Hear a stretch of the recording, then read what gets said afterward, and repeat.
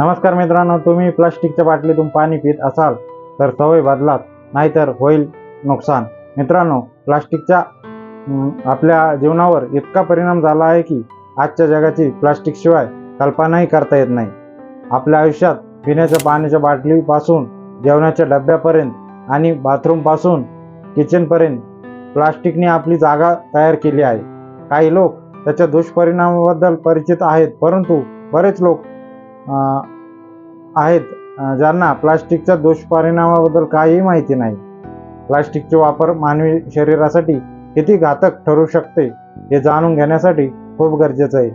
त्यासाठी त्यातून निघणारी रसायने शरीराला कितपत हानी पोहोचू शकतात आणि निसर्गाची तसेच मानवी शरीराची किती प्रमाणात हानी होते हे आज आपण समजून घेऊया. तत्पूर्वी तुम्ही जर माझ्या चॅनलला नवीन असाल तर चॅनलला सबस्क्राईब आणि लाईक नक्की करा. प्लास्टिकच्या बाटलीतून पाणी पिल्याने काय नुकसान होते याबाबत थोडक्यात मी तुम्हाला सांगणार आहे. प्लास्टिकच्या बाटलीतून पाणी पिल्याने तुमची तहान तर क्षमतेच, पण त्याचा शरीरावर लक्षणीय परिणाम होतो. एक घोट पाणी शरीरात जाते, त्यासोबत मायक्रोप्लास्टिक देखील शरीरात पोहोचतात.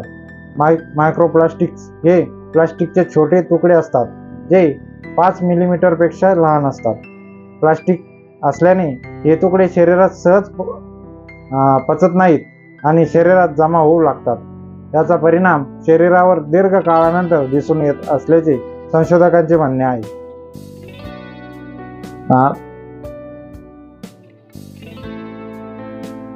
प्लास्टिकच्या वापरामुळे शरीराचा थेट संपर्क त्याच्या आढळणाऱ्या रसायनाशी होतो, त्यामुळे शरीराला अनेक आजारांनी घेरले आहे.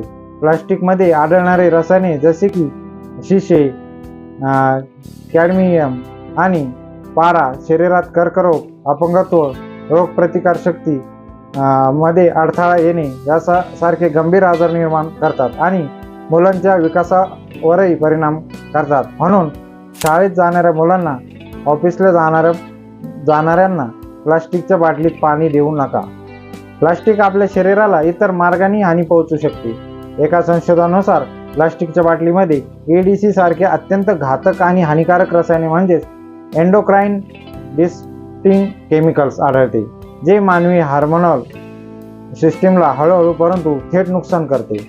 प्लास्टिकमध्ये असलेल्या रसायनामुळे महिलांमध्ये अंडाशयाशी संबंधित आजार, स्तनाचा कर्करोग, कोलन कॅन्सर, प्रोस्टेट कॅन्सर यांसारख्या समस्याही उद्भवतात. अमेरिकेच्या आणि औषध प्रशासनाचे म्हणणे आहे की जेव्हा प्लास्टिक गरम केले जाते तेव्हा त्यातून 50 ते 60 विविध प्रकारची रसायने बाहेर पडतात आणि ती शरीरासाठी अत्यंत घातक ठरतात.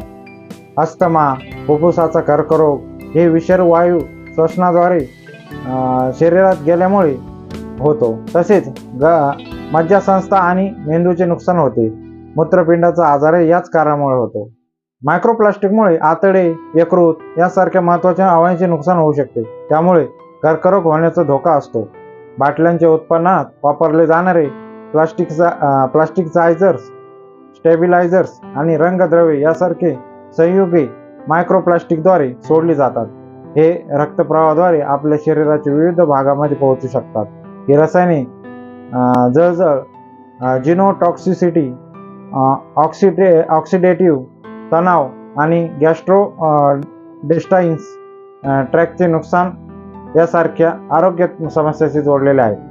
बाटलीबंद पाण्याच्या पॅकेजिंगमधून सोडलेली रसायने आता प्रदूषक आणि EDS म्हणून ओळखली जातात, ज्यामुळे कर्करोग आणि गंभीर आरोग्य समस्या उद्भवू शकतात. मित्रांनो, हा तुम्हाला माझा व्हिडिओ आवडला असेल तर चॅनलला सबस्क्राईब आणि लाईक नक्की करा.